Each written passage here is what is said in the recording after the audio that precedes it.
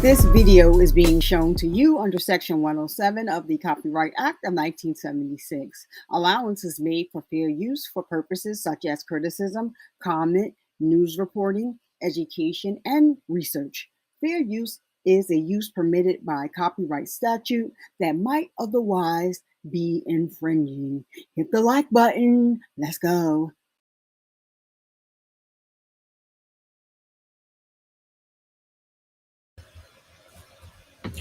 What's up, Survivor Nation? It's your girl, Survivor Speaks, and I'm coming to you with the rewind that we've been watching.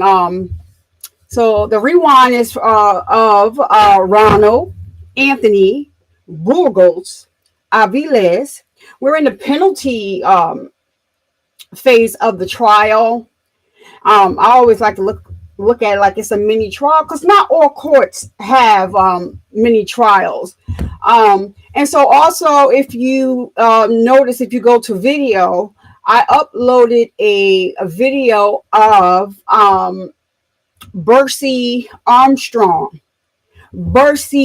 Jerome Armstrong. So the interrogation was about 10 hours. So what I did was I chopped, I'm putting it out in parts. So I loaded part one yesterday, and I got some clarity because there's a lot of dead air in part one, and I'm upset about that. But at least I think I got it. I got it now. So I'm going to cut all those dead spaces out so they can like get right to the interrogation. I don't know if you guys are aware of the Bercy Armstrong trial. He unalived his his girlfriend, who was 4 months pregnant, left his 2 children in the house with their mother's deceased body. The children were 1 and 3 years old. So her mother came over there to find her. But if you do watch the interrogation video, when it first comes on, it may seem like it's some silence there, but it's not. It's her neighbor from downstairs calling the police, because all she heard was a thump and a bang, and now she just hears kids screaming, and she just, was telling them that she's scared. I'm scared, but y'all need to get somebody here. She says I don't hear the young lady upstairs anymore. I just hear the children screaming. And she said, well, the person that came to visit her, he kicked the door in. She said she can hear him sound like he threw her on the ground. So this loser idiot, because that's what he is, very intelligent. He's intelligent, but he's what is the word I'm looking for? He's one of them. I'm gonna call it narcissist. He has some narcissistic traits, and he's one of those people that think that he can't do any wrong. So this story is crazy. So her mother comes over there to see what's going on. She finds her grandchildren clinging on to their mother, covered in blood. And because you came in unalived their mother, you thought it was wise to leave a 1-year-old and the 2-year-old. Then the dummy called her mother to act like, I've been reaching out to her. I've been trying to call her. She's not answering me. Because you call her and tell her. So he gets his stepfather to drop him off. But by that time, the police were there. They put him straight in the cop car. He's going to be the first person of interest. but this guy thinks he's smarter than everybody. He thinks he's smarter than everybody. But those detectives in the interrogation room had to show him. So yeah, I'm going to be putting out part 2 of that today. I've already got it downloaded and stuff. Already cut the dead air out of, of the interrogation, and I think this is something that you guys would like. And then I think I'm going to, I don't know if I want to watch that trial though. I'm going to cover something else. The interrogation, yes, it took them all of 2 months to send me the interrogation and the other, all of whatever the components to this. I ordered this thing like 2 months ago, and I'm like, okay, maybe they forgot about me. I don't know, but then I look and I said, oh, they did send it, but it wound up being 10 hours, so I'm going to put it out in parts. But this is a very interesting story. This woman was a DJ in Florida, and she was also a school teacher. So they said something about he's a little jealous because he's not working, but he sat in there and told them how he works for Amazon and he is the manager. But according to what her friends say, her friends, her mother and stuff, they were very upset. He does not work anywhere and he's just jealous of her. I just think that he's one of those men that well, he did tell her, because she told her friend, that he said if he can't have her, nobody will. And so the friends was trying to get her to go to the cops, and she never would, because he choked her one time till she was almost out of here. And then he assaulted her until she turned black and blue. So her friends was telling her, please leave him alone, but she didn't. So now she has 2 children, don't have a mother, don't have a father. And then they're going to have to take those kids to therapy, because her 3-year-old son, when her mother came in the house, the door was open. He didn't even lock the door. He left the door open. So her mother said when she walked in, her 3-year-old grandson said, "Daddy unalived mommy." And he's 3 years old. But he was able to tell them, "Daddy unalived mommy." Do you know what those children could have gotten into? Like, everything is going through my mind. Like, everything. And then at the end of the trial, her mother stood up to give a impact statement. You done unalived her daughter, and you're going to disrespect her mother in this courtroom? Bubba, my best friend Bubba. Bubba, I need you to take care of him in there. I need you to do that. How dare you? How dare you? And he has a sister, and the sister, she spoke, and she just was saying, I never saw this coming. He was never a person that was, a problem. She said, but to, do what you did, we're not understanding. But at the same time, you ask the judge to grant him mercy. All right, when I can call him a loser and all that, but when it comes to certain things, sometimes I try to reserve and try to play devil's advocate and get in that person's shoes to see where they're coming from. And I understand that's your brother, but you do know that he did this horrible thing. And I just didn't think that when they were doing the impact statements that was the time for you to get up there and ask the judge to give him lenient. What? So yeah, that just it really, really pissed me off. So I don't know. Maybe you guys can watch the interrogation. If you guys are interested in that, then maybe we'll go over that trial. But I do have some other trials lined up that I wanted to rewind. And there's one about, I don't know if you guys heard about the Judge Lance Mason. I definitely want to rewind and do that over, because that is not long, because he took a plea deal, but it's two different parts to it. Once he assaulted his wife one time, went to jail. They gave him a slap on the wrist. He had all the attorneys and all these other people came to speak on his behalf, and you assaulted his woman, only to let him out, so he couldn't be a judge anymore. But the county gave him a well-paying job. Now, where did they do that at? But they were still looking out for him, because these people were his friends. They still had a little respect for him, only for him to unalive his wife. So yeah, I'm going to rewind that one.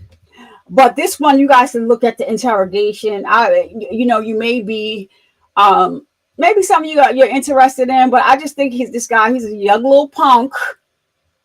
And I'm sure Bubba got him. He wrapped up in the sheets right now. I'm going to just leave that right there, because, I'm trying to make it into the pearly gates. I'm just trying to make it into the pearly gates. But I'm just a true crime junkie. We don't even need TV anymore.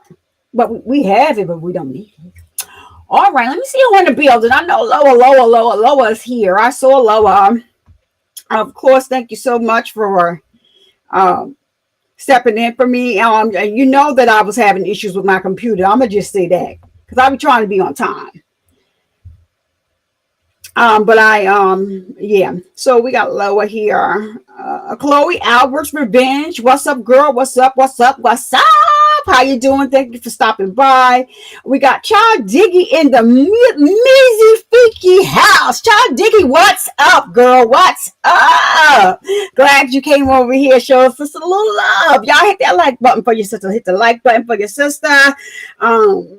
Okay, so we got Loa. We got some people in the bushes. Hi to the people over there watching on Twitter. How are you? I'll check and see where you guys are at over there. I know that you guys are here, and I know that my son is here pressing on the heart sign. Thank you, son. He's not going to come join the live, but he's wait, that might not be him, because I'm not streaming to Facebook today. So that might be somebody else, because he normally looks on Facebook. And I know he's the one that normally does it. So that's what I thought. Like, wait a minute, I thought my son is here.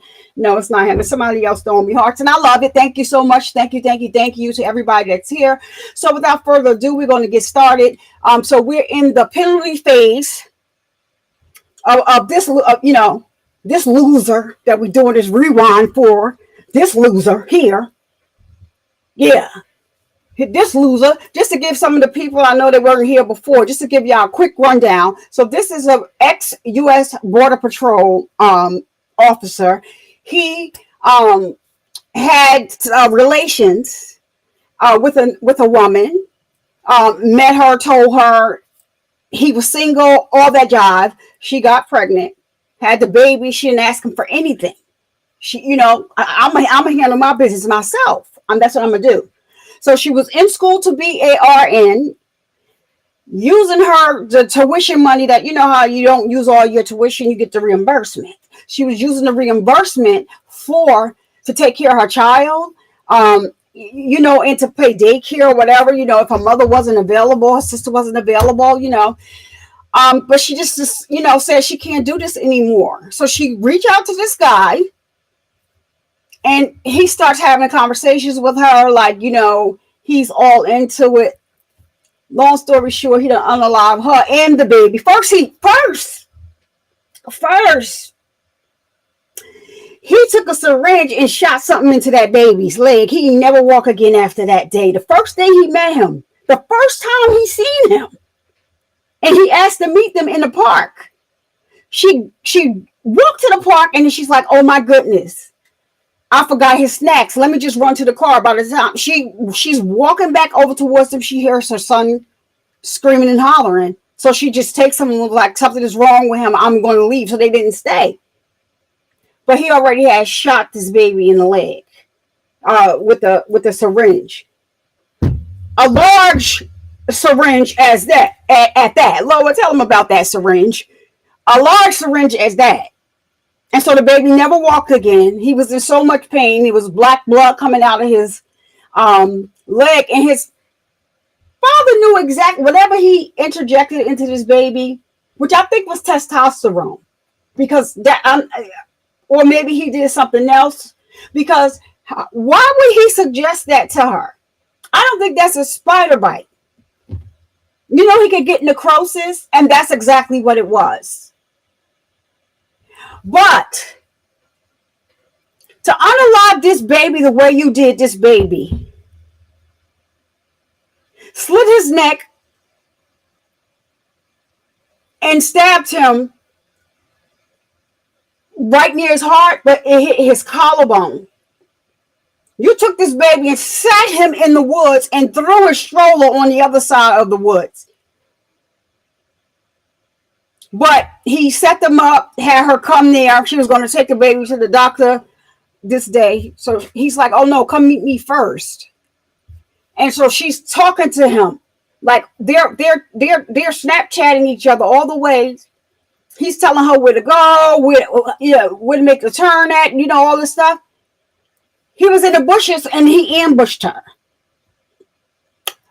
She was stabbed over 40-something times.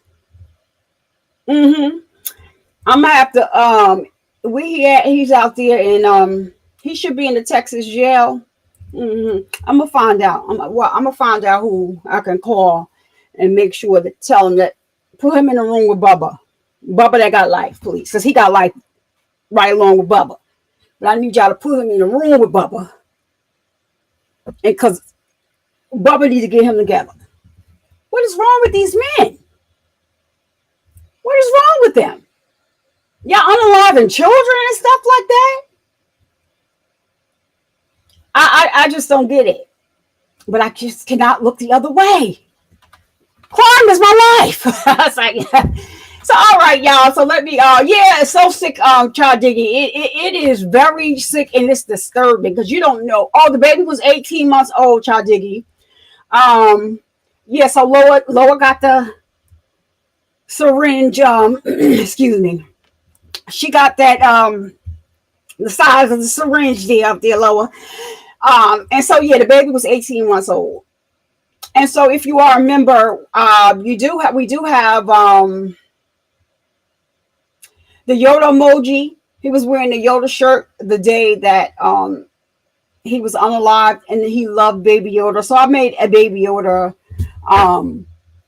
emoji and white hearts, Baby Yoda. If you're not a member, you could just drop some white hearts. That's what Grizelda's sister, when the trial was going on, I was in this other person that covers true crime. I was in her, chat and stuff, and the sister, the prosecutors, everybody, like she was talking with them, and so the sister said she like the white hearts, and the Baby Yoda for the baby, and even the prosecutor and Mr. Annalise, and the detective is going to be back on the stand.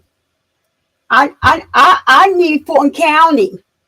I need Fulton County to come on down here to Texas, or watch this trial to see how to act as a professional. See how to find evidence and not plant evidence. See how to write a report and not lose your reports.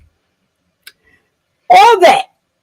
They could just watch this trial right here, but I think they need somebody to go over there and train them again. Because, like, the verdict, we don't have no verdict, so they must have went home because they said, she said she was letting them go by 5. Juror number 56, come on, Drew. Come through for us, Juror 56. All we need is you to say, you know what? I don't like the way y'all tried this case, because that's what he said. It wasn't just about the time. It was about the evidence and the way, like, they thought that they were slick.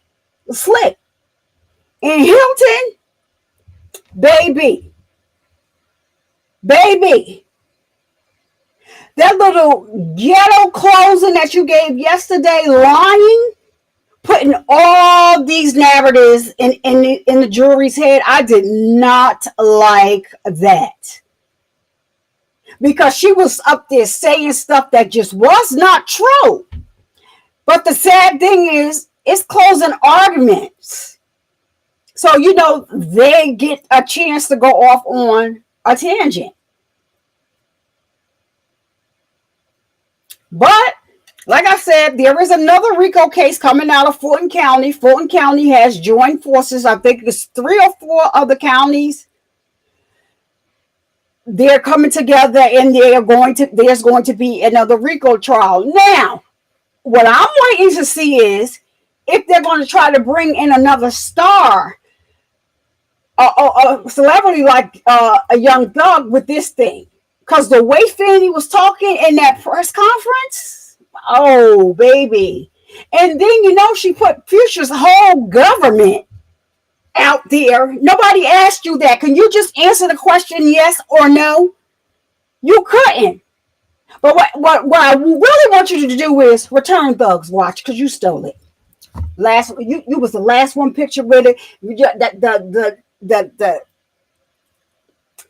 The statement that you made about how didn't make no sense. Where did you get the watch from before you took a picture with it? Where did you get it from? That makes no sense. Oh, I took a picture of the watch and I put it way on the right hand in the corner in the back. What? Where is they doing that at? So you took a picture of all this other jewelry, but that's the only thing that you put up in the closet in the back, way in the back. Child, y'all, it's the lies for me. And every last one of their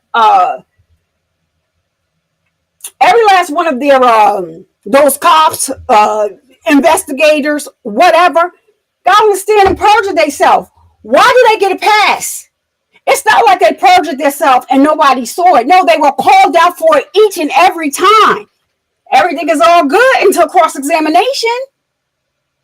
But yeah, okay, that's my rant. I'm factual lie. I'm just thank you for coming. Let me just get this over. I'm just like, it is just a lot for me. I'm so nervous. My stomach is hurting so bad, with this jury out.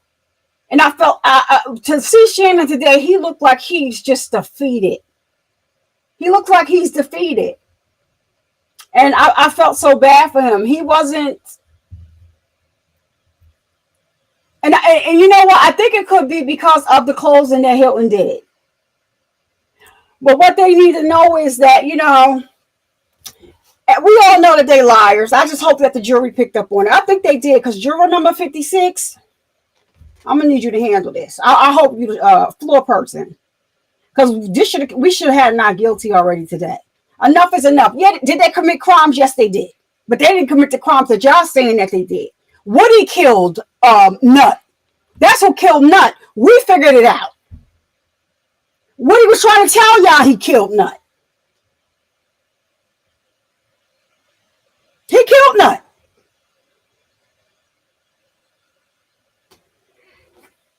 He killed Nut. Him and I don't know if it was him and was it Quan David Zachary? He wasn't by himself, but he killed Nut. That's all I got to say about that. And I just don't understand how Hilton got up there yesterday dressed like the Bloods, her whole team. Y'all, they need to bring a RICO against y'all. And Atkins almost punched. he almost poked Whitaker in the eye with that. Why was his hands going like that with the pointer? Like, what are you doing? Calm down. You almost smacked Whitaker. Don't do that. Don't do that. Okay. Or Threat did. It was too. I know that for a fact Kenneth Copeland has something to do with that. He's admitted to it. He said it before. And then you see how Max walked that down yesterday in his closing argument. I know a person. Every time he said I know a person, he was talking about all that whole little I know a person. That was Woody. He wasn't talking about nobody else. He was talking about Woody, because Woody got away with so many crimes. And so that's why he said it. When you heard what he said, he came right out and said it after he kept saying, I know a person. No, Kenneth Copeland. Yeah. Yeah, that's Kenneth Copeland. He did this and some more of these crimes that y'all charging these boys with. And Quandarius Zachary, they're not exempt. And Sledge, I just don't like the way they did Moontook. Moontook is locked up for chewing love ass out. He's not incarcerated for anything else, but he embarrassed her in front of the whole world, and she mad at him.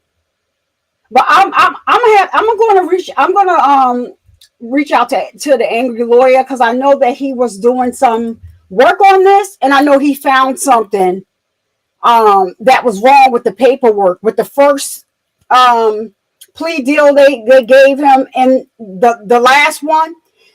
The angry lawyer found the discrepancies. So I haven't, talked to him, but I'm going to reach out to him because, he follows me on Twitter. I follow him on Twitter.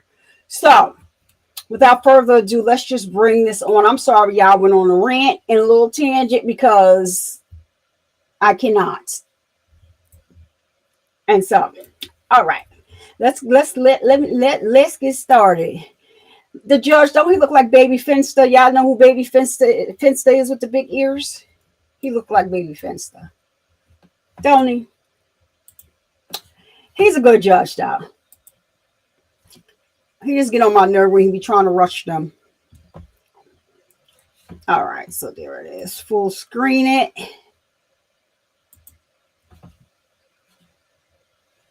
Did I press it? Future dangers in it. That question has not changed. The language of that question has not changed. And I don't be simple, but I know that the argument essentially is that is the determination. Child Diggy, I'm so excited you over here, girl. That question has not changed. The language of that question has not changed. And I don't have a motion. Flesh of the Gods going live at 8. I know that the argument essentially is that is the determination that the jury is being asked to make. Whether the defendant, there's a specific language about. Child Diggy, is he going live at 8? Lower, yeah. You know what time Flesh of the Gods going live? I think it's 8, right? Life is a prison society. So in other words, the question is asking a very specific question about criminal acts of violence in that particular. If it's too fast for you, I'm playing on 1.5. But if it's too fast, just let me know. And I can slow it down, but. And that's the reason why we've asked for the parties to follow the language as articulated in the statute. And with regards to okay. Ms. Jackman will probably lead the argument. However, there was one thing I caught, and that is that we would have to prove beyond a reasonable doubt that he would constitute a continuing threat to a prison society. At 8, yeah. Thank you, Chloe. There's nothing that limits us. Chloe, don't start now. Don't come here cutting up, Chloe. Chloe be cutting up. Have me laughing that hard. The other option is life. Don't do it. Parole. So that means the other option is, in other words, there's only two options in this sense, right? Death or life without the possibility of parole. And what they're saying is, what their argument then would be, what other society could you potentially be talking about? Before there was life without the possibility of parole in this type of a case, then there was a possibility that somebody was going to be in another type of society, right? But since the legislature has changed that, what I think the argument that he's saying is, what other society are we talking about? And I know that you're saying the statute doesn't say that we're limited only to that society, but the inference, or maybe not even the implication that is then being made is, what society are you talking about? Since the other option is just the society of prison, is what I guess you're saying. Well, he could escape, and then therefore, if he escapes, then he's a danger to that society that he escapes into. That's the thing. Correct. And I guess that's the argument that I guess don't would be left. see nothing. The only way to be outside of that society is because he won't be allowed out of that society legally, but if he is illegally outside of that society, or wrongfully outside of society, or taken to a hospital perhaps outside of society. Tomato vision. You talking about tomato vision? That was just the one thing I was picking up on with regards to that society. They was dressed like they're the Bloods. Continuing threat to is not simply not tomatoes. They're the Bloods. There's a slight chance that may be something different. Correct. But Your Honor, if the defense is saying that we can't even the state is the Bloods, that he's dangerous man, there's a future, and they require us to basically give the definition each time. That when it's unreasonable to request that. That's the only way we can refer to it, because they're not asking to give the entire explanation for mitigation. And so it just almost seems, to whom? In other words, because there's two special issues. When you're saying they're not asking to give to whom? They're only referring to limit or to limiting the special issue number 1. Yes, Your Honor. And so it's almost like saying every time they're going to talk about, this is a mitigation issue, that they're going to have to give the entire Factual law explanation. for the rent. Exactly. But very similar to special issue number 1. Really? And it does not mean that You don't think so, Child D? Come on, you take got the this. responsibility of proving beyond a reasonable doubt that he will commit You don't think criminal what? acts of violence that will constitute a continued threat to society. That's our burden, and we expect to meet that burden.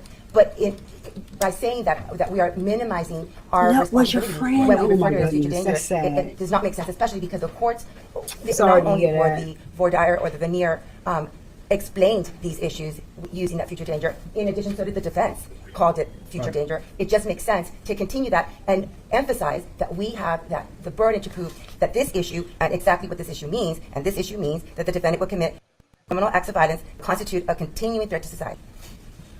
All right.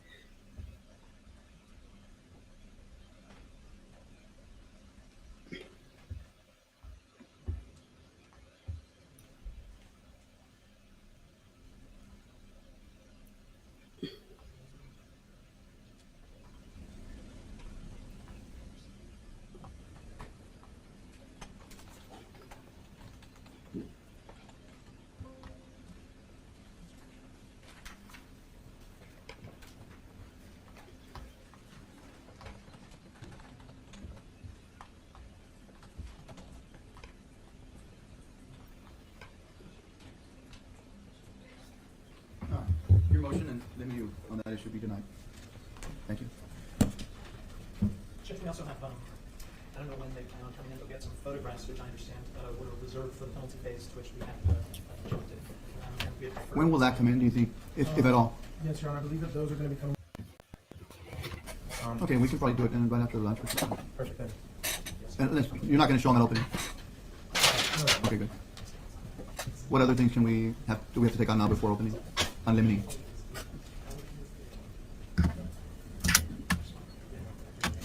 Anything else on limiting before opening or the first witness? I do not believe. All right, thanks. Very well said. I gave you up to 30 minutes. Be sure and feel free, I guess, to give us some time back if you have any that you can give us back on the issue of opening. Other than that, we're ready to proceed. Anything else? All right, thanks. Tell me I finally broke my cord. I'll probably still put up the definition. No. Yeah. That's your burden is what it is. Yes, sir.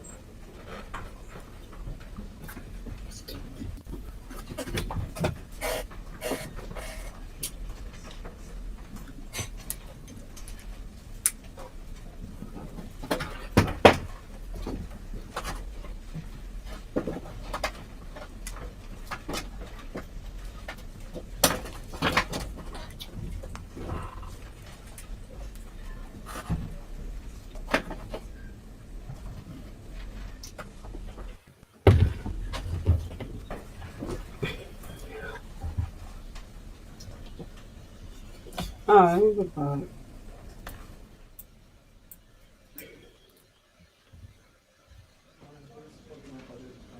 We can go through the rule and defense witnesses. The rule? Yes, Your Honor. And then obviously we'll come into play with ours as well. All right, I'm gonna have to fast forward past this part and stay.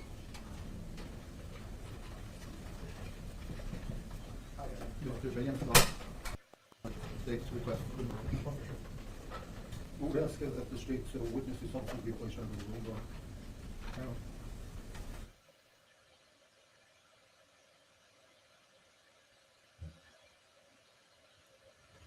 Oh, what's going on?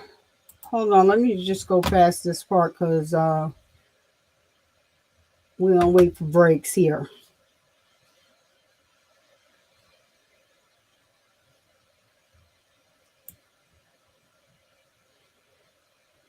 These attorneys is getting on my nerve. Now, he already found guilty. I don't understand why they didn't make him put on the jail uniform. And then they asking for all these special, all this special stuff. No, he's a convicted two-time convicted red rummer, unaliver.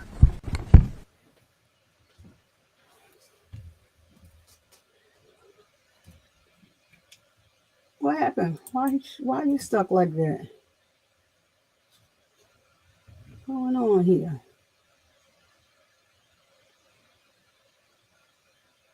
We are about to start the second phase of this trial.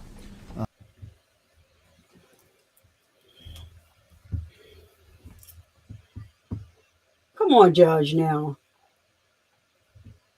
As I had mentioned to you all before, the second phase of the trial is exactly the same as the first, where you will have opening statements given by the lawyers. What the opening statements are is what they believe the evidence that they will present to you will show, giving you their roadmap with regard to where the evidence that they will present to you will take you. The defense will also have an opportunity to give you the same an opening statement as well. And again, what they say to you is what they expect the evidence that you will hear during the punishment phase will be. No, Child Diggy, I don't. And I'm sure that the lawyers will go over to you what I don't want that. will be and what they expect the evidence that they will show you as it will be unfolding over the next few days. And so pay attention to that as well. Remember that what the lawyers tell you at opening I statement didn't is not see evidence. that. It's not evidence until it actually comes in as evidence. Law erased it before I could It's see it. still an adversarial system. There still has to be objections. There still has to be timely legal things done by sides. So don't concern yourself about the number of times they may do that and whatnot, but concern yourself more with the instructions that I give you with regard to any of those objections. Other than that, we now start the second phase of this trial, the opening statements. I'm not trying to Start get with you the beat opening up. statements first, since it is under the rules, and that will follow by the defense. Mr. Hernandez. May it please the court. Counsel. Good morning, ladies and gentlemen of the jury. On behalf of the state of Texas, on behalf of the family of Grizelda Dominic Hernandez, we thank you for your verdict. We thank you for the time and dedication that you all have given to this very big and important case. It's time. Now, it's time. On April the 9th of 2018, Ronald Anthony Burgos Aviles, the man sitting at that table, Border Patrol Supervisory Agent. Oh no, I didn't see the message though. No, it's With the badge, he chose to end 2 innocent lives. 2 innocent lives. Now, in this phase, it is time for you, each and every one of you, to choose the punishment for his actions. And I will once again remind you of the oath that you took when you were selected. And you will remember that when we asked you if there is a case out there that we prove beyond a reasonable doubt that justifies the death penalty, could you and would you administer it under the law? And each and every one of you answered yes. where? This is the case. If there's ever been a case, the evidence, the facts, the circumstances, the planning, the manipulation. Objection to the misstatement of the law. Talking to the evidence, Your Honor. It's just stick to what the evidence is going to show. The evidence supports that Ronald Anthony Burgos Aviles is a danger. I said it in the guilt and innocence, and I'll say it again. A danger to a family, a danger to law enforcement, a danger to society. Stay focused. Use your common sense. The evidence that was presented during the guilt and innocence that you used to reach your verdict continues to exist at this phase. In this phase, we will bring you additional evidence. This is not about the boy that grew up. This is about the man who is here today. This is about the man who was a law enforcement officer on April the 9th of 2018. He gambled on April the 9th of 2018. He planned. He made his choices. Now it's time for you all to impose the consequences. Sentencing is about 2 lives. Stay focused. The life of Dominic, the life of Grizelda. Remember the evidence, the facts in the vicious, gruesome attack that they died. The fight that she put on, and how the baby was helpless, scared, and taken from his throat, and killed. You remember during our discussions at Board Dyer that there's two phases, and you're going to have to answer two special issue questions. You all remember that. We went into it pretty in depth. In order for you all to arrive special issue questions. You see up here, the first special issue question is that the state must prove beyond a reasonable doubt whether there is a probability that Ronald Anthony Burgos Aviles would commit criminal acts of violence that would constitute a continuing threat to society, also known as the future danger question. Anthony Burgos Aviles, a future danger. Is there a probability that he will continue to commit acts of violence in the society and where he's going? That is the evidence that you will consider in answering special issue question number 1.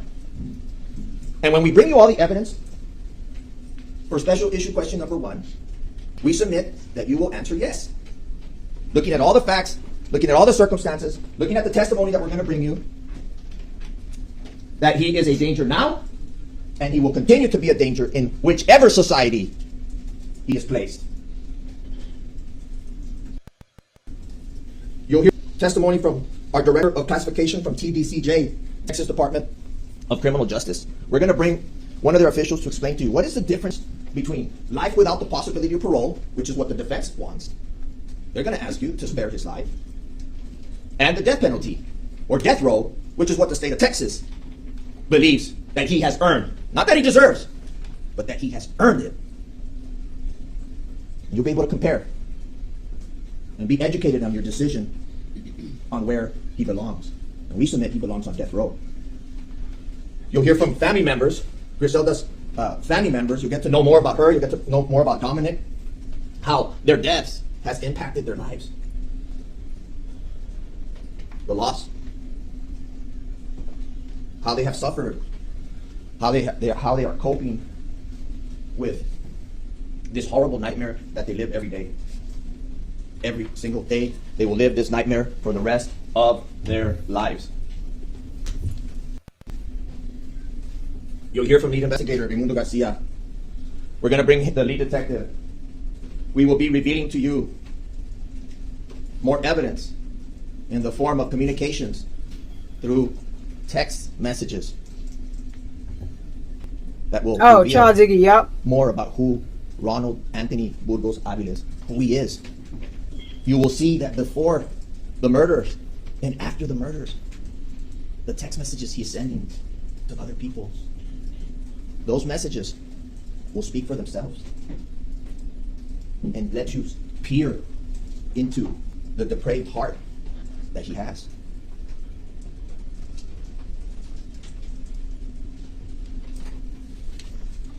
You saw what he did to tarnish and embarrass the Border Patrol Service, the thousands of men and women that protect our borders that he betrayed.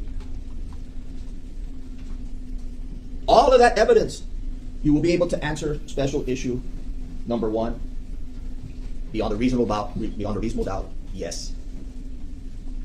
When you answer yes, you will move to the next special issue number 2. And you see it up there. It says that after considering all of the evidence, the circumstances of the offense, his character and background, personal moral culpability, whether there is a sufficient mitigating circumstance or circumstances to warrant life imprisonment without parole instead of death. Is there evidence? In looking at all the evidence that is brought, neither the state, neither the defense have the burden on special issue number 2. But you will have to decide, and we submit that when you look at all of the evidence, that there will not be any mitigating circumstances. There will not be any mitigating facts. And there will not be mitigating evidence to justify life in prison. And we submit that you will answer no on special issue number 2. Answer no to issue number 2. Take a step back. Look at all of the evidence. And reflect, use your common sense, weigh all of the facts, weigh all of the circumstances, and remember, you, each and every one of you, you are not giving him the death penalty. This is a grown man. He chose his destiny on that day. He knew the consequences, and he earned it. Thank you. Thank you, Mr. Bond, please begin.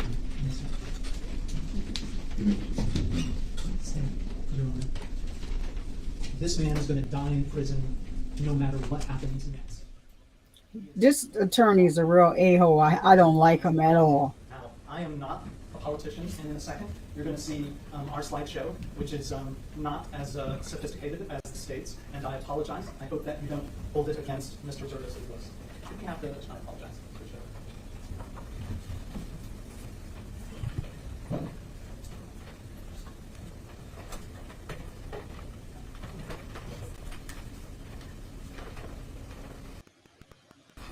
So what is that Mr. Burgos Aviles is going to die in prison? Right? The only question now is, right, whether it's on Texas time or whether it's on God's time. All right? And I don't mean to be too religious or spiritual. Some of you may not be spiritual or religious, but our suggestion to you is you follow the facts and the law and the evidence, and the facts and the law and the evidence, which is what these prosecutors told you to do when each and every one of you were selected, will mean that a life sentence is warranted. So, and you heard me object just now when Mr. Alani said the crime he committed justifies the death penalty. All right, now I objected because that's not the legal standard. All right, it isn't the facts and the law and the evidence. And look, I'll admit, right, that this is an emotional case. All right, we've got all of these media here, right? There are a lot of people watching. How many times is a big and important case? All right, now what is Mr. Alaniz saying to you when he says it's a big and important case? You heard Mr. Pena say in his closing yesterday that during voir dire, these prosecutors all asked you to set aside your feelings, set aside your emotions, and make the decision based on the facts and the law and the evidence. And now what they're asking you to do is, this is a big important case, this is really, really awful thing that he did, right? So now the death penalty is justified. Ignore the rest of this and make this connection. It's not going to be it's emotional. Lord. It's emotional. We saw terrible, awful things. Terrible, awful things. And my bet is none of you will forget those images. None of you. I'll also suggest that, do you remember that Friday before the 4th of July weekend, that terrible day when we saw the crime scene photos, those awful, terrible photos, and we saw that awful confession, non-confession, that childish, ridiculous statement of Mr. Burgos Aviles? And I saw multiple members of you with tears streaming down your cheeks. It was difficult for me not to have tears streaming down my cheeks because it was emotional. Right? But these prosecutors all told you, you have to set aside your feelings, you have to set aside your emotions, and you have to follow the facts, the law, and the evidence. And I believe at times, right, every single one of these prosecutors, while you were all selected, said, it's not automatic, right? It's not, he's been convicted, we automatically get him. Or near. There's a process that we follow. And so I'm asking you, it is a big, important case. It is emotional. He did a terrible, awful thing. He was awful. It's disgusting. We all condemn that. There is no doubt about it. But you have delivered justice. Lord. Right? You have convicted him as a capital murderer. He will wear that label for the rest of his life. He is a capital murderer, and you can take that with you everywhere you go, that I follow the facts, the law, and the evidence. I took an oath, and I followed that oath. And this is where it brought. Now, I apologize.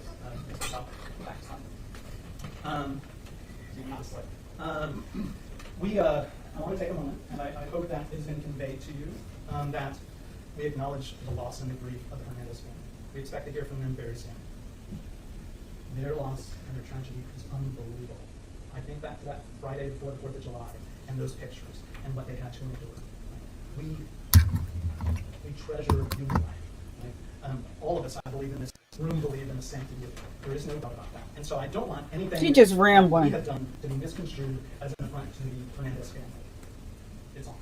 It's just, it's indescribable, is what I would say. There are no words that I can give that describes the level of grief and the pain I know that they feel. And Mr. Alaniz and I agree that this case has been and should be about the deaths of Grizelda and Dominic. However, you all took an oath. And that oath was, as these district attorneys all told you, to set aside your emotions, to set aside your feelings, and make a decision based on the facts and the law and the evidence. Now, you heard Mr. Alaniz give his closing last night. It seems like we were all just here, where he said, the danger within. And he had this, he repeated it over and over in that slides, the danger within. And he was right. Mr. Burgos Aviles was the danger within. However, Special Issue 1, as Mr. Alaniz just pointed out to you, and will be coming up on the slide, is about the future. It is not about what he did in the past, because a life sentence, and I am here begging for a life. That is the truth. He's correct about that. I am here asking for a life. And the facts and the law and the evidence tell you it's not about what he did in the past, because the state of Texas says that a life sentence without parole, where he'll never be released, is enough for what he's done in the past. In order to get, and every single one of these prosecutors, you were selected, said, not automatic, right? We have to prove something about the future. It's special, which is why it's called Special Issue Number 1. Now, in order to make sure no one thinks that I'm twisting anything or moving anything around, what I'd like to do is take you through the district attorney's slideshow when you were all selected. That every single one of you were shown. So there was the first page, and you remember the district attorney described a bifurcated trial, which is what we are having. You convicted Mr. Burgos Aviles last night in that bifurcated trial, and now we are moving to the punishment phase, as you can see. And you'll added the emanations. You can go to the next slide, please. So in the bifurcated trial, this is Special Issue 1, which I believe Mr. Alaniz showed you just a moment ago, the exact same slide. Right? The state must prove beyond a reasonable doubt whether there is a probability, and remember that doesn't say possibility, right? Because we all have the possibility, right? It says probability that this man would commit criminal acts of violence that would constitute a continuing threat to society. So that's where we get the idea, and you heard Mr. Alaniz say, and you probably heard all of us say, the future, right? So it's not about what he did, and I think it's obvious. I thought it was obvious yesterday that he committed those acts of violence. That was clear, right? It's about his future, right? And that is where you make the call. Remember, required by the law, right? This was their slide. I'm showing all of their slides because I don't want anyone to say, oh, those defense lawyers, they took things out of context or they did something they shouldn't have. I just want to speak to you from the heart. So we already had the guilt innocence phase, right? Ronald is guilty, right? We're now in the punishment phase, and you're going to hear evidence, and the state has the burden on Special Issue 1, only if they prove beyond a reasonable doubt that in the future, Mr. Burgos Aviles continuing threat will move deciding Special Issue Number 2. Now, this was their slide saying you must consider all the evidence, and when they spoke to you at that time, this is where, right, they really put down that, or really laid it on that you had to set aside your feelings and your emotions and follow the facts and the law and the evidence. And every one of you took an oath and promised to do that. And remember that moment when Agent Lauda, right, was on the stand and talked about integrity, right? And he was so emotional, right? And he blurted out to. Oh, there goes Cindy. Look at Cindy. Hi, Cindy. For them to disregard that outburst or whatever he's going to say. That's right. I did. We just get around that somehow. Yes, sir. So you took an oath, all right, and Did she go lower? right, did a terrible job, and you were in an awful position, right? But we are Let's see if she popping here tonight. And set aside your feelings, set aside the terrible emotions that have come with this case, and follow the facts and the law and the evidence. So, and again, like I said, I really wanted to go over. This is a prosecution slideshow, right? As to what this all means, right? So, yes, you can consider what Ronald did in the past. However, just because, right, he's guilty doesn't mean that he's a future danger, right? That's what the distinction we're making between the past and the future, right? So there has to be something different that's offered. And of course, this was special. They sound so Now, stupid. and Mr. Alaniz is correct. The state does not have the burden of proving this issue. Either does the defense have the burden of proving this issue. But what I really want to draw your attention to is the moral culpability. Now, in the first phase of the trial, you were all deciding about facts, right? Something happened or something didn't happen.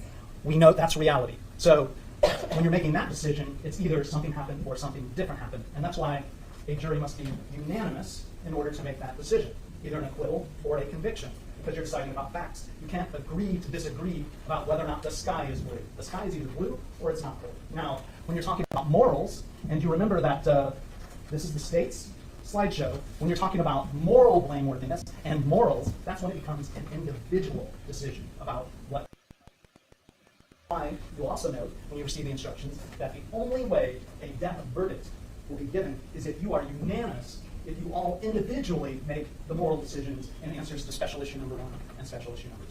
So I really want you to remember that distinction between phase 1, when you're defining the facts, and phase 2, where you're making individual moral decisions and answering those special issues. And these were, of course, the concluding questions that the prosecution gave. Right? Do you want all of the available evidence before you make your decisions?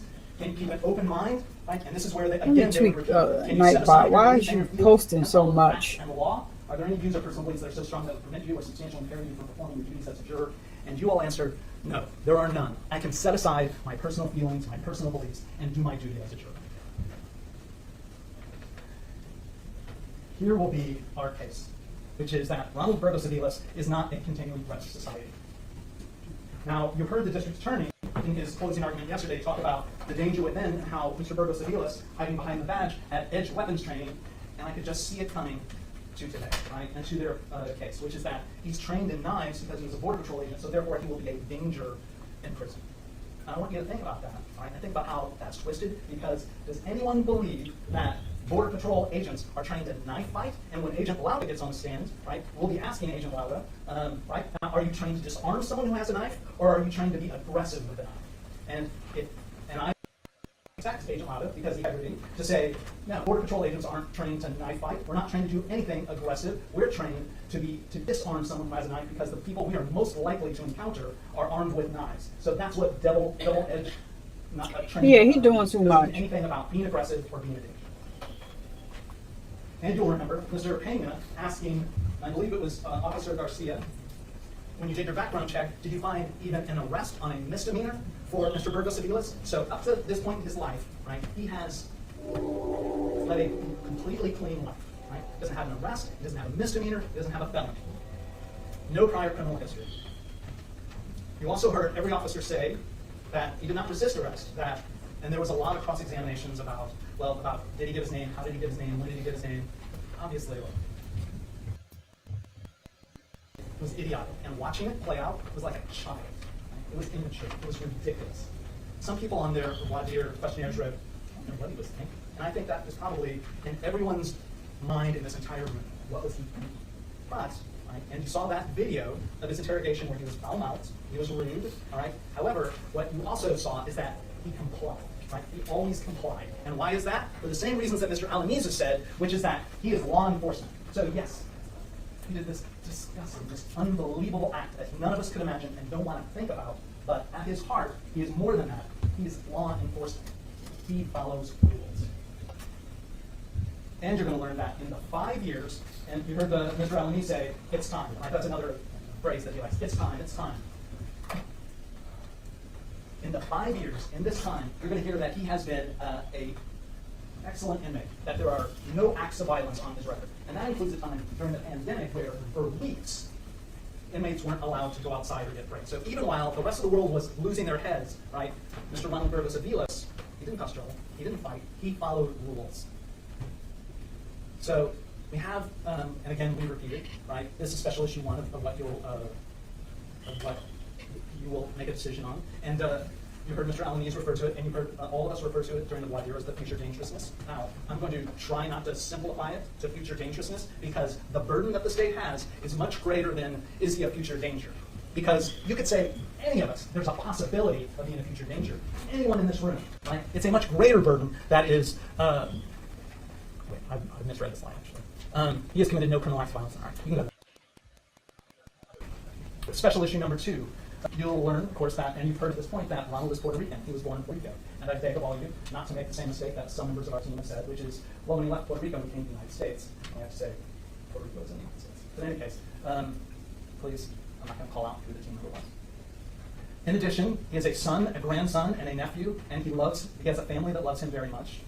And look, I don't know how to explain it, right? How do we explain someone who doesn't act like Ronald did, and then still follows rules, served in the Navy, was a Border Patrol supervisor, rose through the ranks very fast because he was good at his job and did the right things.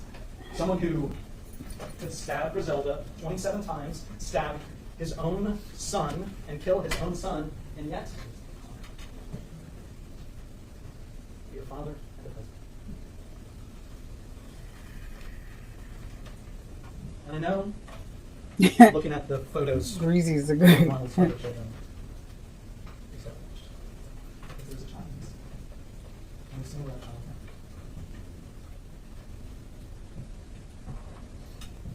You got it right, Loa. That's his name, Greasy. Complicated. And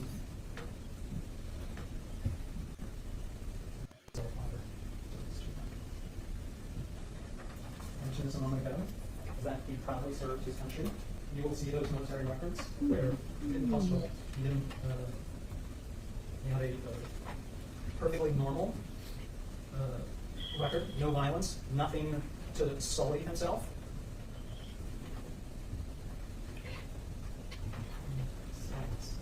He had aspirations and hopes to continue his career in the border.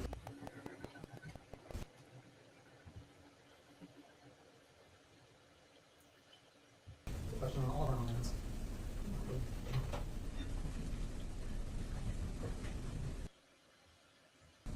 And again, like I said, people are complicated.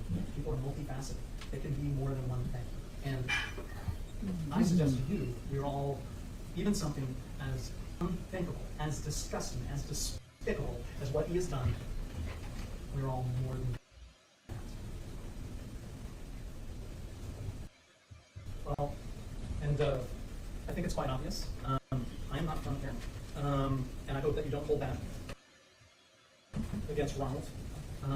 He was also an outsider. And this is a huge point, evidently, for both sides, which is that he is law enforcement. He was consumed by culture and the belief in enforcing the laws. And the truth is this, is that if Ronald, when Ronald serves his sentence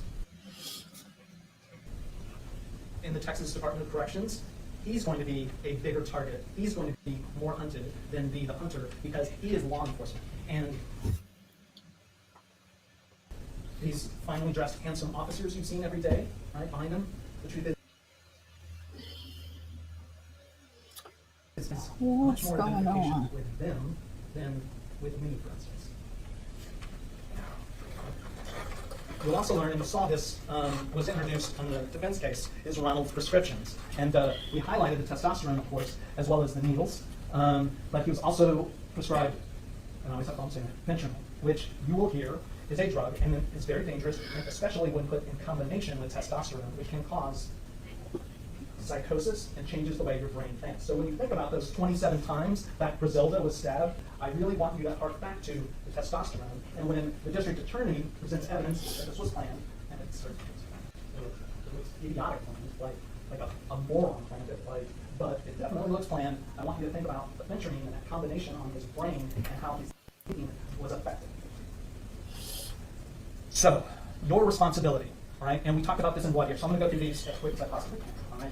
No one, not one of you, will be forced to impose the death penalty if that is not your true verdict, right? And this is what we talked about, why it's an individual choice, is that you will not, or should not, pressure anyone else to change their true verdict. And those people who were pressured should be protected because each of you are entitled to your own verdict to make individual moral decisions on special issues and determine the ultimate publish.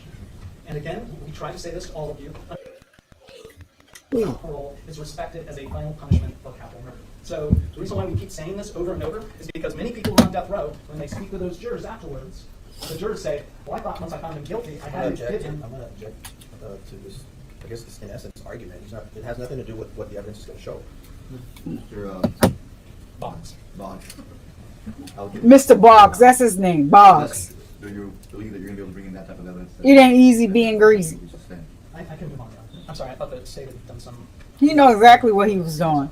And if it would have been called to my attention, I would have ruled on that at that point. Yes, sir. And again, this is the point we also made in blood here, which is that sometimes jurors and disagree because it's and this is frankly a repeat of what I just said a moment ago, which is that each juror must vote in accordance with your own feelings and your own conscience, and never vote in support of a vote that you do not feel is correct. Sorry. Just reading what's up there. So,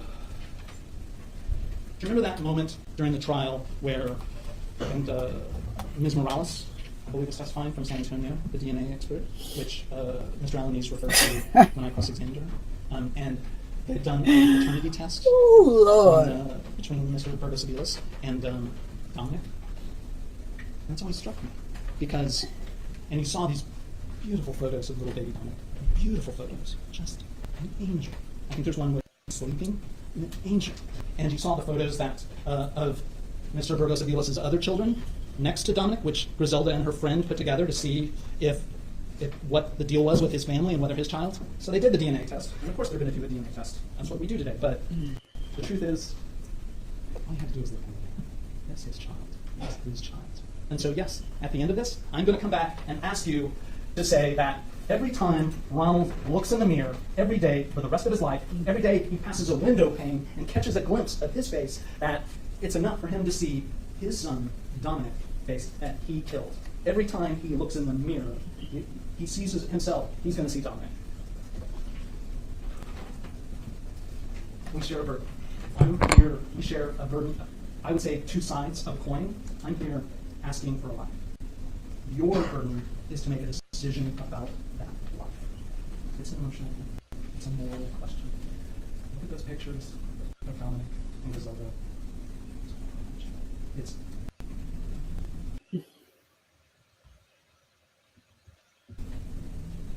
I think I need to talk about the Friday before 4th of July.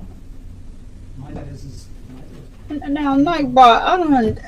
your loved ones, and you hug them. And hug Do I have to take your privileges, Nightbot? closer happened is what you've just seen.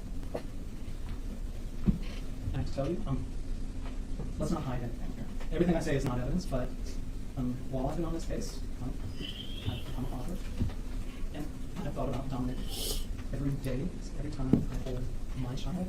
I think about Dominic and the things that I've seen on this case. So I understand the emotions that you all are going. I can't fully. This one? Don't even think about the emotions that Hernandez. No, he just rushed them a little bit. I didn't like that about him, but other than that, he's fair. These prosecutors told you to do, which is to follow the facts and the law and the evidence. And once you follow the facts and the law and the evidence, and you have a civilized conversation, think about that. You're going to go back to that jury room and have a civilized conversation. You consider each other's views and then come to your own conclusion. But it's a civilized conversation about whether someone in this room should be killed. I'm asking you. Follow the facts and the law and the evidence, and set aside your feelings and your emotions. Make him look in the mirror every day at the face of the child he killed. Nightbot be telling people off, and I don't program that side of him. He be going off on people, kicking them out, everything. And he gets nasty with the people. You got one more time. This is a warning. That's what Nightbot said. I said, oh, Nightbot, I had to turn some features off because, and the girl never came back to my chat either. Nightbot, she came in, she had emojis in her name, and Nightbot went off on her. She ain't come back. I mean, we don't program that side of him. Like, I guess, what is that? The symbol is from, not Patreon. That other, Discord. Yeah, he's like from Discord, but he gets smart. I'm gonna tell that girl, you got one more time. I said, but those emojis, that's her name. Nightbot. Witnesses are in. The rule has also been invoked with regard to this, and I know that some of you have already heard me say that before. I'm going to repeat it for those of you who may not have heard me say it during the first phase of the trial. That's her son. Her son is still here. Of whoever may be testifying until you are called inside of the courtroom to make it your turn to testify. so you cannot hear what the other person who may. You can also not allow anybody to be in here hearing the testimony and then going back over there and telling you what that testimony was, summarizing it in some sort of fashion for you. But this and is even if not. they're not doing it at your request, even if they want to do it just because they want to be nice to you, you should not allow them to do that either. That would be a violation of the rules as well. When you are done with your testimony and if somebody else is under the rule, that person who is done with their testimony can't go back there and tell you what their testimony was either. That would be a violation of the rules. Does everybody understand my instructions? Chloe, you think Did? you think right? 12? Do you understand what I'm telling you? You think Nightbot from Russia? I can't. Very well. Then I will excuse you for now until your name is called. I understand that you will be the first person, Mr. Fitzpatrick, after the first witness that will be called after lunch. So please be here, 10 to 1, whatnot, before we get started. We'll be ready at 1 o'clock to get started. Yes, sir. All of y'all have to wait outside of the courtroom doors until your name is called, or until you make other arrangements with the state. Good night, bye. Will be held. We may not get to all of you today. Okay. Thank you. You're excused until you're called. Judge, we would like to ask if the Hernandez family, we're withdrawing the invitation of the rule for the Hernandez family. Very well. Oh yeah, I forgot they did this for them. And that would include Mary Hernandez? That was nice on their part. And Jada Garcia. Thank you. Very well. And I understand you may have witnesses as well. But I understand you may not have all your witnesses here anyway, so we're going to have to probably end up doing this. Well, I was going to speak to the district attorney about whether. All right. I'll allow you the lunch hour to get that done, and we'll take it from there. We'll address that then. Maybe you'll have some reciprocity, what you're saying? All right. Thank It you. was given without any expectation. Thank you. We'll see you after lunch then. Just make arrangements with Paola. All right, we don't do this lunch stuff. Mm-mm. Hold on. Now, Chloe, why you say Nightbot from Russia? Nightbot probably was built by Elon Musk. That's who might have traded Nightbot. Well, damn, how long they was at lunch?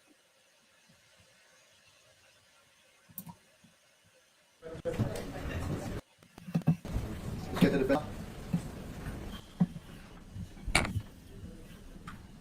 Into courtroom, please.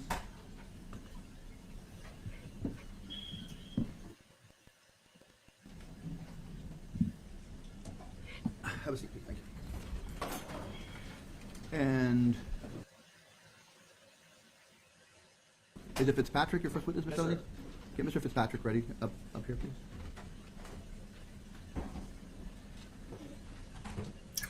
Fight bot, yep. If you can have him just seated there at the pews, and then he'll come up. Thank you. Thank you, sir. Records reflect that the defendant is in the courtroom at counsel table. Who cares? All right. Let's bring the jury in. Oh, never mind. Give me a minute.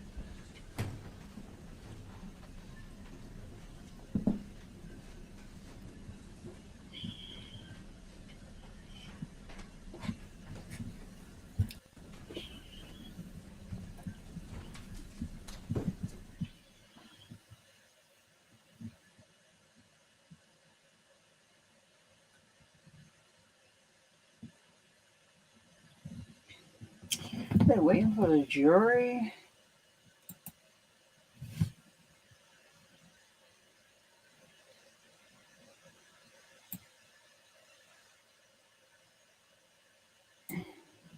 Good afternoon, yes, sir. Thank you. Please have a seat over here. Get comfortable, pull up the chair to the mic, and be started when ready. Thank you. Good afternoon, sir. Good afternoon. I'm going to ask you to scoot up your chair, put that mic right in front of you so the court reporter can hear you loud and clear. Yes, sir. Can you please state your name for the record? My name is Timothy Fitzpatrick. Okay, and what is your occupation, sir?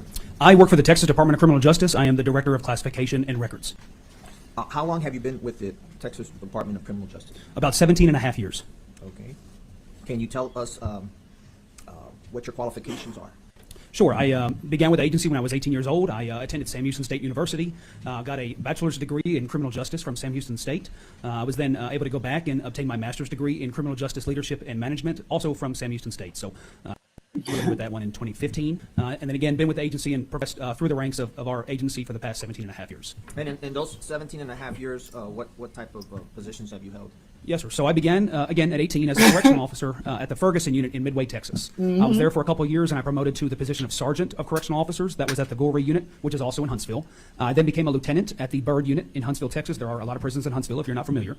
After that, I became the captain or a captain at the Palani unit, which is in Livingston, Texas. It's about an hour east of Huntsville. From there, I became a major of correctional officers at the Michael unit, which is in Palestine, Texas.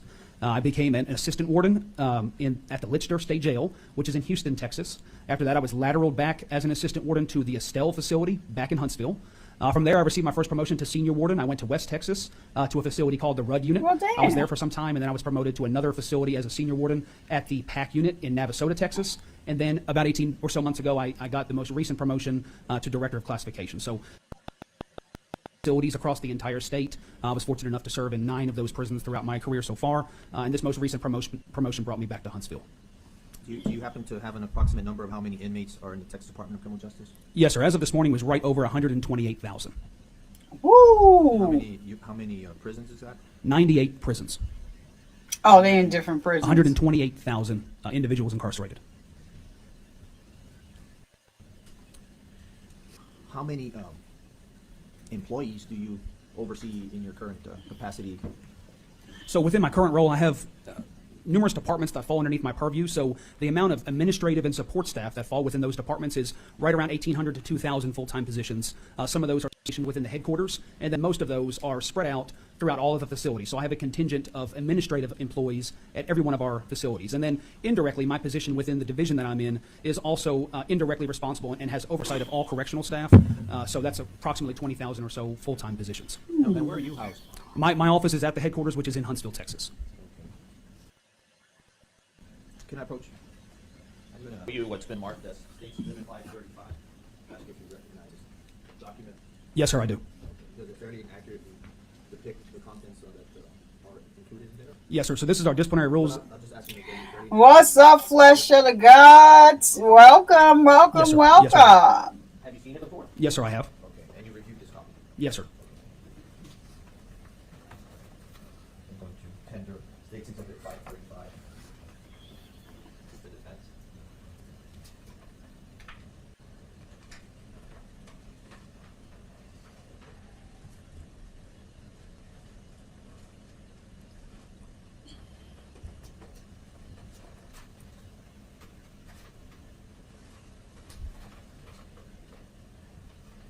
Are we going to offer State Exhibit 535? No objection, Your Honor. Admitted. Okay. If you could just now, if you can explain to the ladies and gentlemen of the jury, what is this document and what does it contain? Yes, sir. So this is our TDCJ disciplinary rules and procedures for offenders. And a brief overview, what this contains is all of the rules that a person that is incarcerated has to follow while they're within prison. Of course, they already have to follow all the law of the state, but on top of that, there are civic rules that have to be followed while they're within the prison system. And that's what this handbook oversees.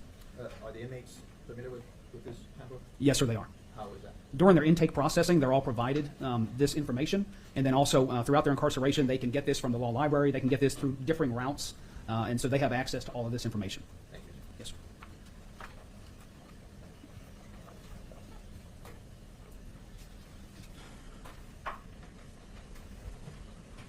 So you testified you are the Director of Classification and Records for the Texas Department of Criminal Justice, correct? Yes, sir. Let's explain, if you can, to the jury, what exactly it is that your department does with an inmate or a person who is convicted to serve years in prison. Yes, sir. So I have, again, multiple departments that are underneath my purview. One of those departments is what we call the State Ready and Admissions Department. And so their sole responsibility is when an individual is charged with a felony in the state of Texas and punished by being given time within TDCJ, that department receives all of the pertinent information from the county in what we call a penitentiary packet. We then review all that information from the county, make sure everything is complete, and then we schedule that individual for intake. So all 254 counties in the state send us that information. They're in Huntsville, Texas. We review it, vet it, and then schedule all the individuals from across the state for intake into the state prison from the county jail. So that's one of the main departments that's underneath my purview. Okay. I want to focus in, for purposes of this trial, two types of inmates. Okay? Yes, The sir. first one I want you to explain to the ladies and gentlemen of the jury how they go through the system is the LWOP inmate. Do you know what the LWOP inmate is? Yes, sir. Life without So parole. LWOP is a term. It just stands for life without parole. And so that is an individual charged with capital murder that is given a sentence of life without, or given a sentence of life without parole. Okay. So explain to the ladies and gentlemen of the jury how an offender who is sentenced to life in prison without the possibility of parole, how are they classified? Sure. So every individual that we receive, when they come in from the counties, obviously they all have different charges with different sentence lengths. So the first thing that we do is we do a full analysis of every individual, their history, their background. We're looking at all their demographics. And within that first 30 days of intake, we're building what we call the classification profile. So it's everything about that individual, their past, and also their current charges.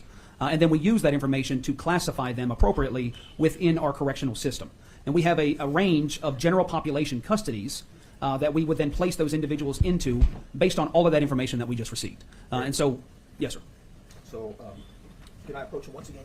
I'm going to show you now what's been marked as Exhibit 543. Flesh of the jaw of the gods, dropping that Yes, sir, I do.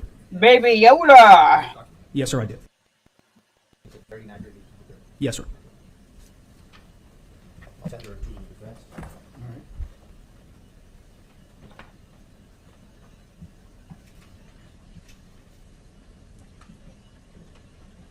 Are we able to offer State's Exhibit 543? Admit it. Permission to publish, Your Honor. You may.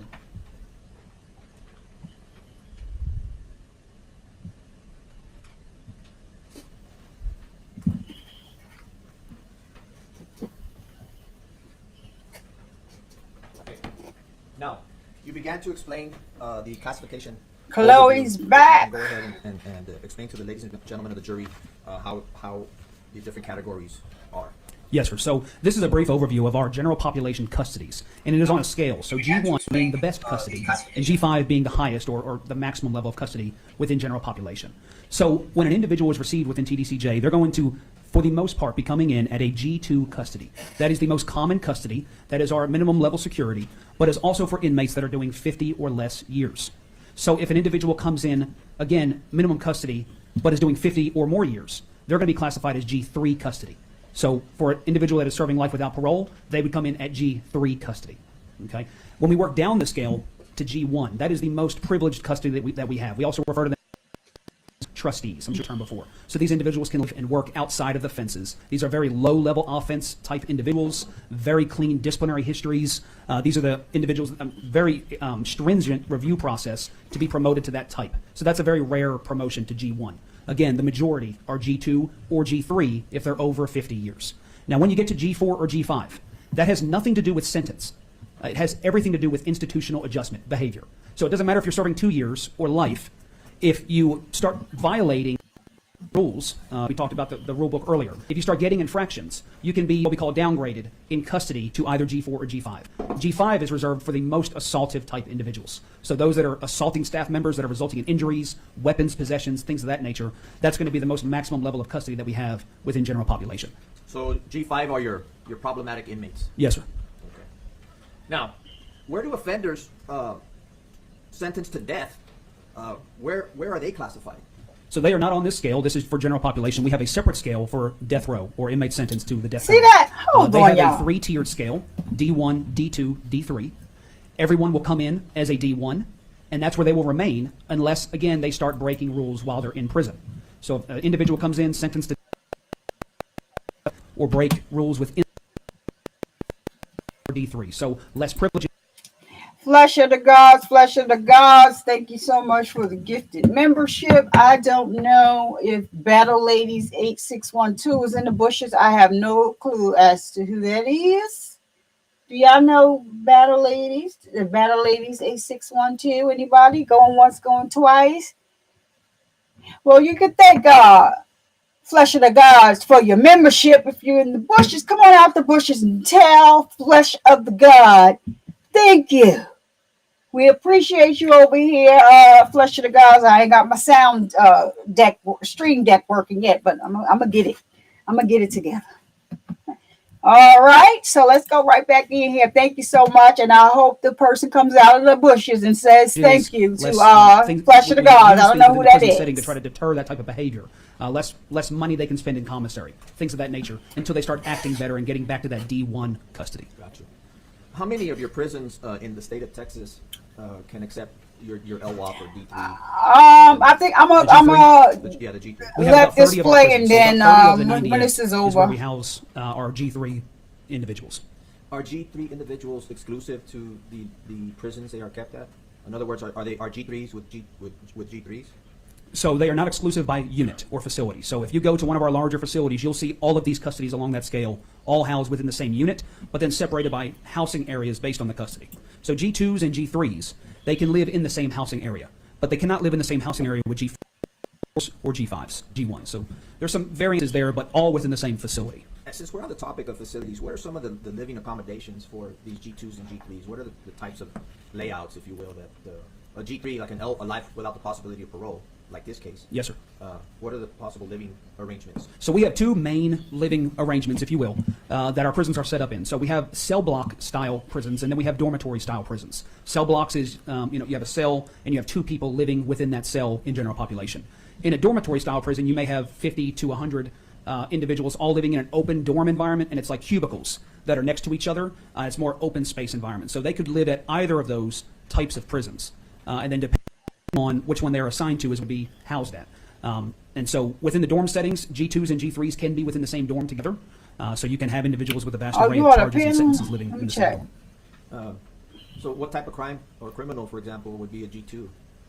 Could be anything as low as 2 years, felony, DWI, simple possession type charge, all the way up to that 50-year mark. So a DWI inmate can be realistically housed with a LWOP inmate? Yes, sir, in a dorm setting, for sure. Okay. Yeah.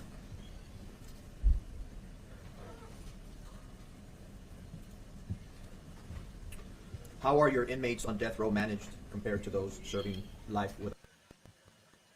So for housing purposes on death row, there is no cell partners. So everyone is single-celled. They have their own cell. And there is no movement like you would see in general population. So any time that they come out of their secure cell, they are first strip searched. And then after they get dressed, after that strip search, they then have hand restraints applied. And then they exit the cell under the direct escort of 2 correctional officers. So there is not a opportunity for them to come out multiple at a time or come and go out of their cells like you would see in general population. Now, refresh my memory, how many of your units can accept the life without possibility of parole inmates? It's about 30 of our prisons. 30. How many of your units house death row inmates or death sentenced inmates? 1 prison for males, 1 prison for females. Where is the unit that houses death sentenced inmates in the state of Texas? For males in Texas. How far is Livingston and the Polunsky unit from Huntsville? It's about 1 hour. Okay. Were death sentenced inmates once housed in Huntsville? Yes, sir. They were back in prior to the 90s. Okay, and then they got moved to Polunsky. Okay. Yes, sir. Where are the death sentenced inmates executed? Executions occur at the Huntsville unit in downtown Huntsville, Texas. And how would a death sentenced inmate be transported to his execution? So there's my mother. They're transported from the Polunsky unit to the Huntsville unit.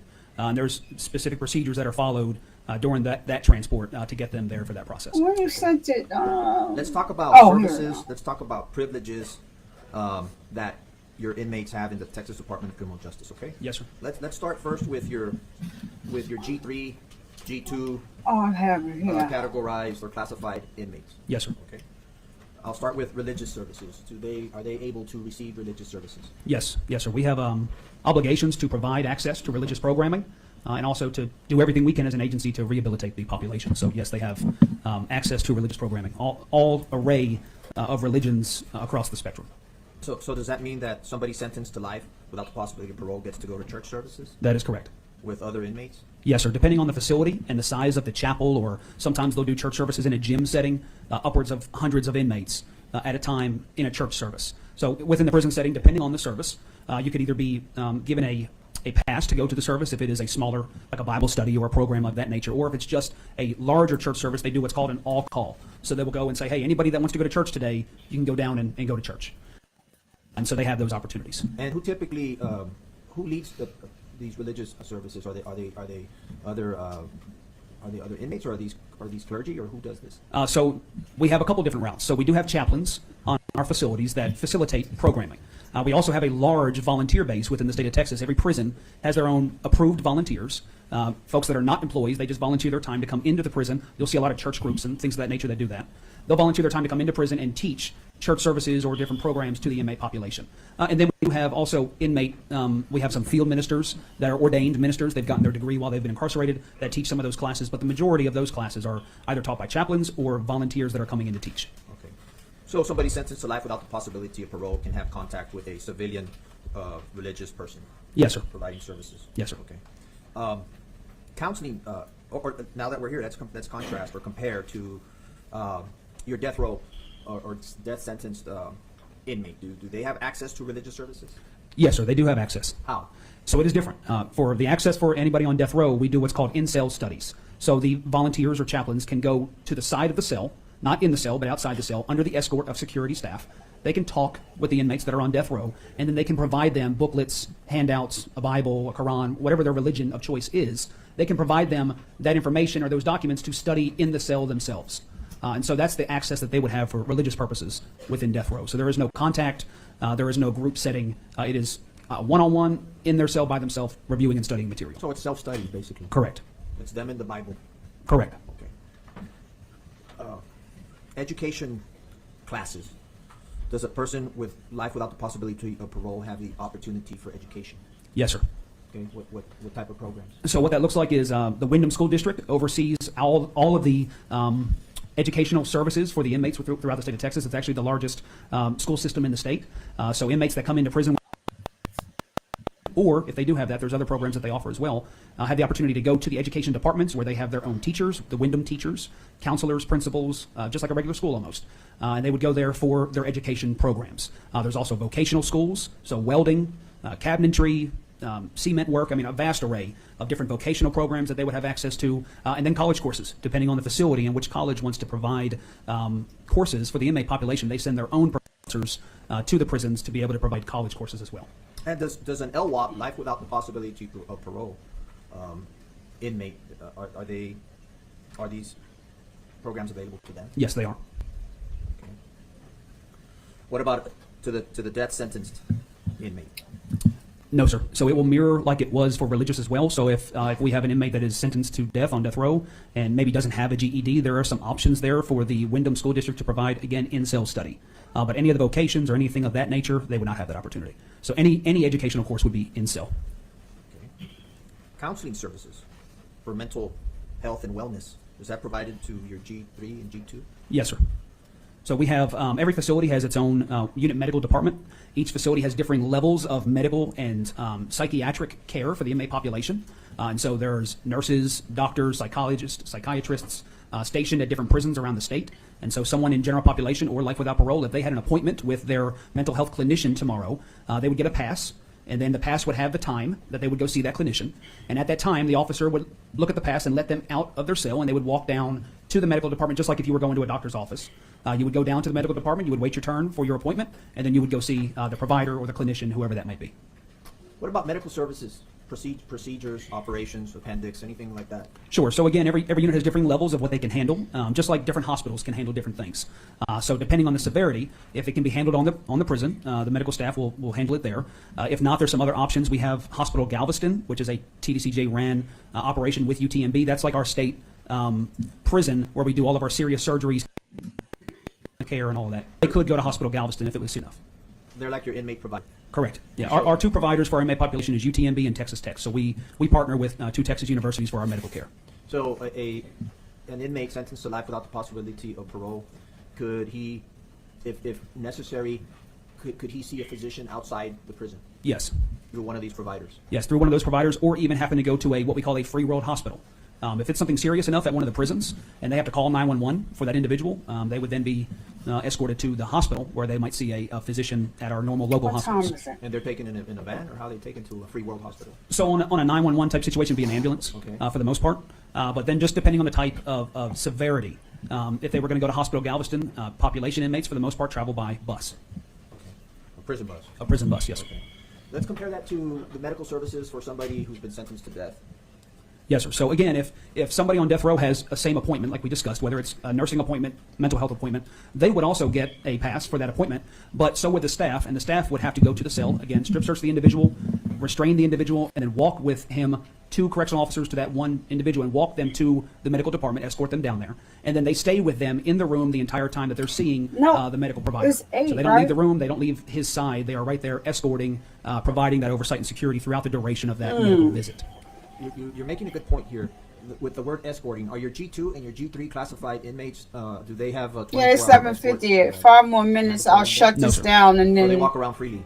So, Go right, they over do walk to around freely. They're not restrained. Flush of They the walk around in gods. groups of up to 25 at a time. So, for instance, if it's meal time or chow time, as we call it in prison, they Hopefully- come out in groups of 25. Oh, and he ain't walk gonna be to, off in the 5 dining hall. minutes. Or if it's But I can time for stop church, it and just they come would in back groups to of it. 25 at a time and walk to the church. And so, no, it is not escorted like I described within death row. So are is it your testimony that your death row inmate are always escorted everywhere they go? Yes, sir, always.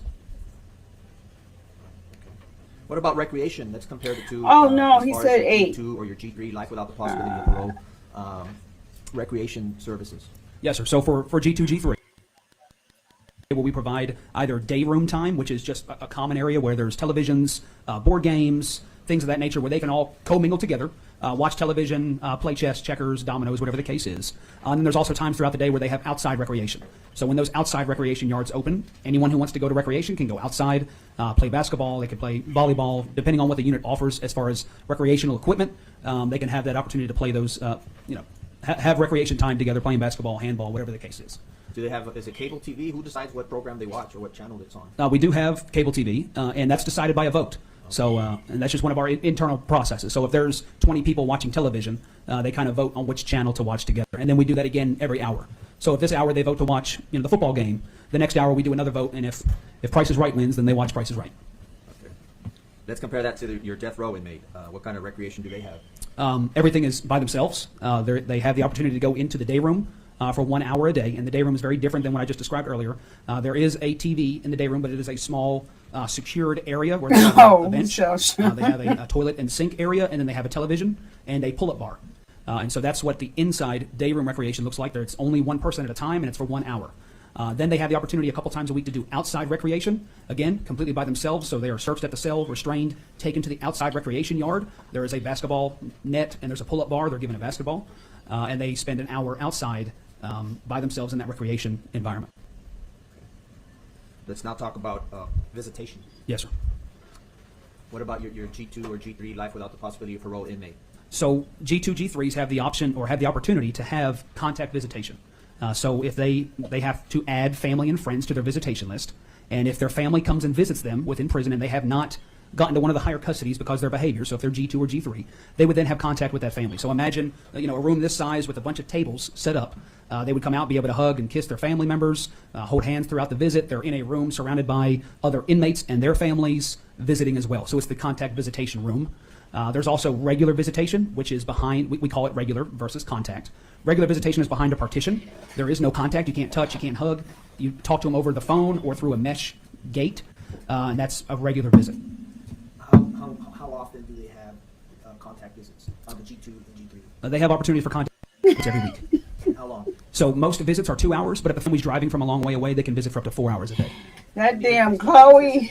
Yes, hug and kiss the kids if they come to visit. Yes, sir. He gets to hug and kiss his wife? Yes, sir. I'll they do. be sure. To receive friends for visitation, contact visitation, or only family? It's family by policy unless it's approved for a friend to be able to have contact. So that's a separate review process, but it is possible. Is it a strict number of family? In other words, can your parents come and visit you? So you can have up to 10 people, 10 adults on your visitation list. 2 people, 2 adults can come in at a time with as many children, and what the policy says is as they can control.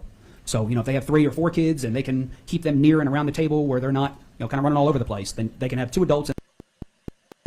Can they do coloring books with their kids? Yes, sir. So we provide coloring books, reading books, kind of fun stuff for the kids to do. We provide a lot of that stuff within our visitation areas. Just trying to get that bonding time between, that the family, the children, and that individual. Yes. What about visitation for your death sentenced inmate. So for someone on death row, absolutely no contact at all. There is no opportunity, regardless of relation, for them to have a contact visit. Every visit is behind a glass partition. So the individual would sit down behind the glass and cement wall with a glass partition, and then the visitor would sit on the other side, and they would both pick up the telephone and be able to speak to each other through the telephone system.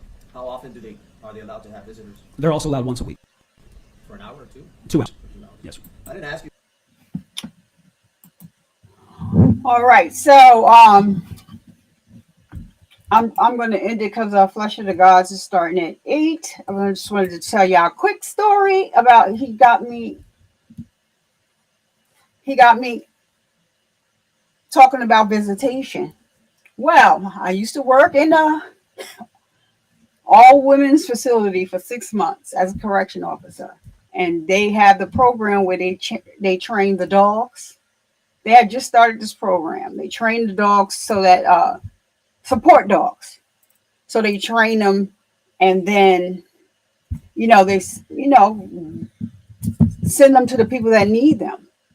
But these dogs would go to the babysitter on the weekend, and they would come back on Monday. And so not only did we have to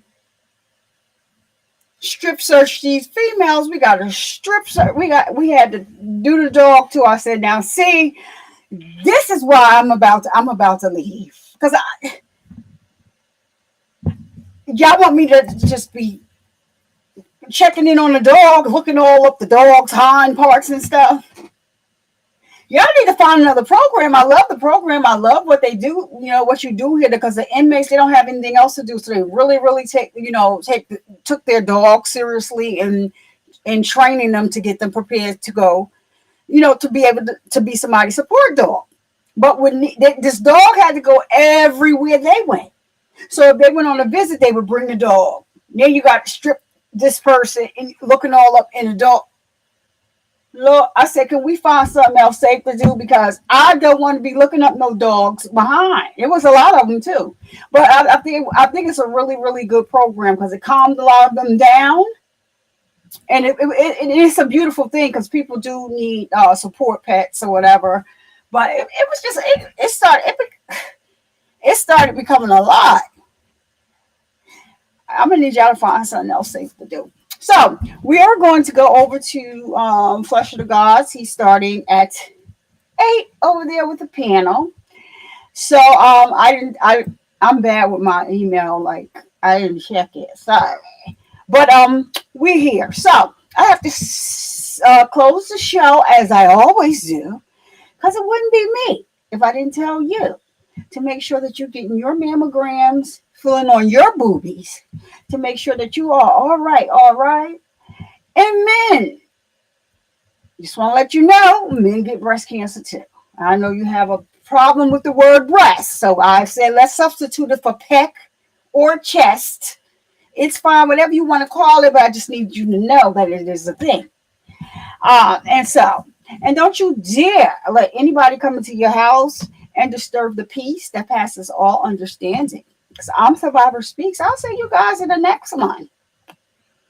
Thank you for coming and rock it out with me.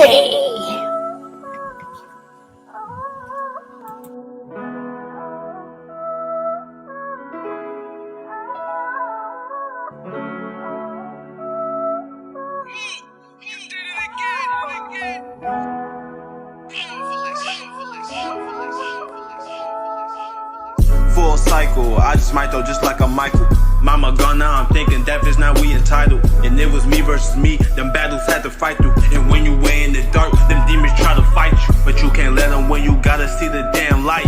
Diabetes came from nowhere, messed up whole life. That's what I used to think, my mama helped me out. I got one dairy in this guy to make proud, don't count me out. Let's get it started, rest in peace my mama, I don't wanna talk. Fresh fit, who that little nigga, fresh the way he walk. New drip, I'm that one dude creating all the sauce. News flip, you that one do the worker, not a ball. It's safe to say that after all this, I'm standing tall. It's safe to say that after all this, I'm still gon' ball. It's safe to say that after all this, I never fall.